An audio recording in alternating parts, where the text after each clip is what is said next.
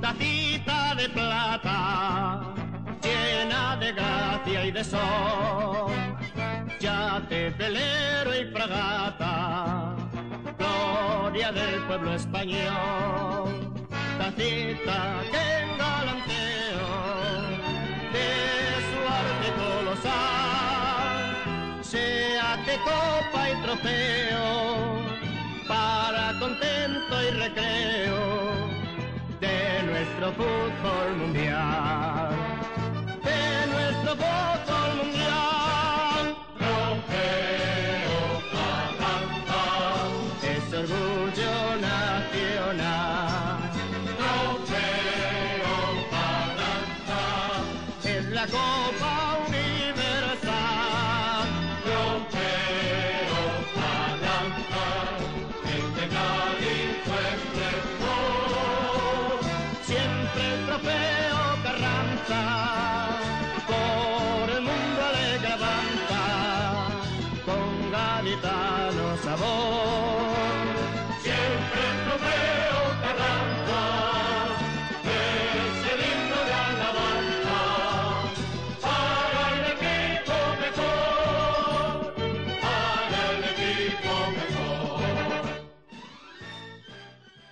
Bueno, primero hay que significar que el año 1955 es un año emblemático para el fútbol en Cádiz, porque en ese año, aparte de fundarse el Trofeo Ramón de Carranza, pues se inaugura el Estadio Ramón de Carranza y también el Cádiz Club de Fútbol consigue ascender a Segunda División. El Trofeo Carranza es una idea que nace especialmente por parte del Ayuntamiento de Vicente del Moral, apoyado por el presidente del Cádiz, Juan Ramón Silleruelo, y también por el apoyo incondicional del entonces presidente del Sevilla, don Ramón Sánchez Pizjuán. Al alcalde, don José León de Carranza, le parece muy interesante esta idea de promover un torneo, ya existía entonces el Teresa Herrera, que significara pues engrandecer el nuevo estadio, engrandecer la ciudad con la presencia de grandes equipos, tanto españoles como extranjeros. El primer Trofeo Carranza pues lleva la participación del Sevilla, en este caso la amistad existente con don Ramón Sánchez Pizjuán tiene la culpa, y se enfrenta al Atlético de Portugal. En principio estaba pendiente la presencia del Sporting de Portugal, pero unos compromisos del equipo portugués hicieron cambiar finalmente el rival. El Sevilla se adjudicó ese primer trofeo con un triunfo por 2-1, triunfo que repitió en los 2 años siguientes, también las ediciones del año 56, venciendo al Athletic Club de Bilbao, y también en el año 57. Ya a partir del año 58, la presencia del Real Madrid en el trofeo supuso también un grado de popularidad para el mismo, ya que el equipo madridista venía de ganar varias Copas de Europa, aunque en este trofeo desgraciadamente también significó un importante incidente en la final contra el Sevilla. El incidente por encima fue cuando el defensa del Sevilla, Campanar, fue expulsado por una dura entrada a Santisteban y no quiso abandonar el campo. En el descanso se reunieron las delegaciones de los diversos equipos con la comisión organizadora y se decidió que el jugador, en este caso sevillista, no fuera expulsado, sino sí sustituido. El Sevilla no cayó bien este tema, el Sevilla perdió la final y pensó en que había sido agraviado también por el público que se había puesto del lado del equipo de la capital. De hecho, a partir de entonces, el Sevilla dejó de participar en el torneo hasta el año 1981. En aquella época era común ver por Carranza pasar a los mejores equipos nacionales y extranjeros, ¿no? El trofeo tanto los grandes de España, ¿no? Tanto Real Madrid, Barcelona, Atlético de Madrid, Atlético de Bilbao, como se le decía entonces, antes de la desaparición del régimen franquista, y también los equipos extranjeros. Hemos tenido al Milán, hemos tenido al River Plate, hemos tenido al Gran Peñarol. Todo esto en los primeros años 60, bueno, y finales también de los 50, lo cual tuvo mucha popularidad el trofeo. De hecho, en Cádiz también existía el trofeo de Corpus Christi. El alcalde de la ciudad había decidido que con motivo de esta fiesta y como colofón de las mismas se disputara a un partido un trofeo que significara pues la llegada, pues, digamos, del verano. Solo duró 3 ediciones. Pienso que la grandeza que estaba tomando el trofeo Carranza, los costos también importantes a la hora de traer equipo, pues hicieron que este torneo de Corpus pues desapareciera a los pocos años. Destacaría, aunque por edad no lo pude vivir, la final del 59, por ejemplo, entre el Real Madrid de Di Stéfano y el Barcelona, de un Kubala ya veterano, pero también con un buen equipo, ¿no? Fue una final muy recordada por los aficionados, que finalizó 4-3. En el año 61, cuando el Barcelona gana por primera vez el trofeo, se enfrenta nada menos que al Peñarol. El Peñarol, que era el equipo, digamos, que dominaba el fútbol en Sudamérica, que había ganado las 2 primeras Copas Libertadores. Es decir, el Carranza siempre estuvo a la última, digamos, a la hora de contratar a estos equipos. Siempre se significaban los mejorcitos de España, y no solamente de Europa, sino también del continente americano. De don Rafael Ballester Sierra, un señor que ha fallecido no hace muchas semanas. Este señor en el año 62 pues inventó, digamos, este recurso, ¿no?, para dirimir los empates que se producían en los torneos y con la aceptación, digamos, de UEFA y FIFA, para que sirvieran también para otro tipo de competiciones. De hecho, hasta entonces los empates se dirimían a través de una moneda o incluso por sorteo, ¿no?, lo cual realmente no parecía muy justo. Las tandas de penaltis, la primera vez que se conocieron fue en el año 62 en una final entre el Barcelona y el Zaragoza. No tiene nada que ver con las tandas de penaltis que conocemos hoy en día, eran muy diferentes. De hecho, cada equipo lanzaba sus 5 penaltis de manera consecutiva y en una portería distinta. En aquella final empezó lanzando el Zaragoza sus 5 penaltis, transformando 3. En la otra portería, el Barcelona hizo lo propio, lanzó sus 5 penaltis y en este caso transformó 3. No se esperaba que hubiera una segunda tanda de penaltis, pero bueno, se decidió que así fuera, y en este caso fue el Barcelona en que empezó lanzando los mismos. Le creó bastante presión al Zaragoza porque transformó los 5 penaltis.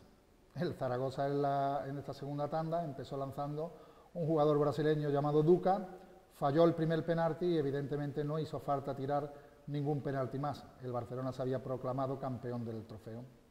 Y lo hace tras su primer ascenso a Primera División, que había ocurrido pues meses antes, ¿no?, en la temporada 76-77. El Cádiz completa el cartel de aquel año junto al Inter de Milán, al cual se enfrenta en el primer partido, y además del Atlético de Madrid y el Vasco da Gama. El Cádiz pues es un equipo novel, digamos, de la Primera División, que se había reforzado, y cae derrotado en el primer partido ante el Inter por 1-2. Tampoco tiene suerte en la consolación y es con el equipo carioca del Vasco da Gama derrotado por 5-3. Pues pasaron unos años, fue en el año 1981, como habíamos comentado, es cuando el Sevilla vuelve tras aquel famoso incidente de Campanar en el 58, y contra el Sevilla en la final, el Cádiz le gana 1-0 en la prórroga, con un recordado gol de Dieguito, ¿no?, que bate de un remate desde fuera del área a Paco Bullo, entonces portero del Sevilla, y desata pues la euforia del cadismo, que por primera vez el Cádiz ganaba el trofeo y su nombre pasaba a figurar pues con letras de oro entre los equipos que habían vencido el mismo. Desgraciadamente fue la edición del año 2004, se celebraba pues los 50 años del trofeo, y desgraciadamente pues el césped de Carranza pues no existía, no había crecido, y no hubo más remedio pues que trasladar ese trofeo pues a la vecina ciudad de San Fernando, lo que en verdad pues supone pues un punto negro, sobre todo porque significaba una efeméride importante, ¿no? Se cumplían pues estas bodas de oro y hubo que ir allí. Realmente ni el Cádiz en aquel momento ni el ayuntamiento asumieron sus culpas, ¿no?, en que aquello sucediera, pero la verdad que fue lamentable. El Betis por primera vez va a participar en el Trofeo Ramón de Carranza en su edición de 1964. El equipo bético había conseguido la temporada anterior un exitoso tercer puesto en la Liga Española, que le llevó a participar por primera vez en competición europea, en este caso en la Copa de Feria.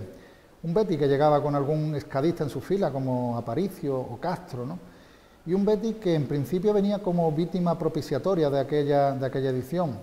La presencia entonces de Boca Juniors y de Real Madrid parecía que podían reeditar en la final como revancha lo que había ocurrido poco antes, la celebración del trofeo Mohamed V en Marruecos, en la cual el equipo argentino había vencido al Real Madrid. De hecho, Boca llegó a Cádiz con ese trofeo que acaba de ganar.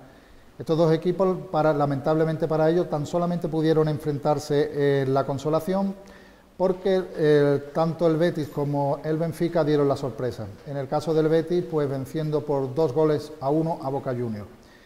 Hay que significar que este trofeo también fue la explosión definitiva de una gran leyenda bética como fue Rogelio Sosa, Un jugador que estaba siendo discutido por el betisismo en aquellos años, siendo todavía un muy joven jugador, y sus dos grandes actuaciones, incluidos sus goles, tanto en semifinal como en la final, significaron pues que aquellas dudas pues se acallaran. La final del Betis pues tuvo con rival un difícil Benfica. El Benfica había sido campeón de Europa en 2 ocasiones a principios de los años 60. En su fila incluía grandes jugadores como la Pantera Eusebio, como Mario Coluna, como José Augusto, Cabén, Costa Pereira, Germano, jugadores muy conocidos en el mundo futbolístico de entonces, pero el Betis, con un planteamiento bastante en serio, consiguió llegar a la prórroga y en la misma, con goles de Frasco y del reseñado Rogelio, se impuso con toda justicia a los portugueses, llevando para la capital hispalense por primera vez el preciado trofeo Ramón de Carranza. En el año 65 llega y el Benfica pues se toma la revancha en la semifinal, ganándole 2-0.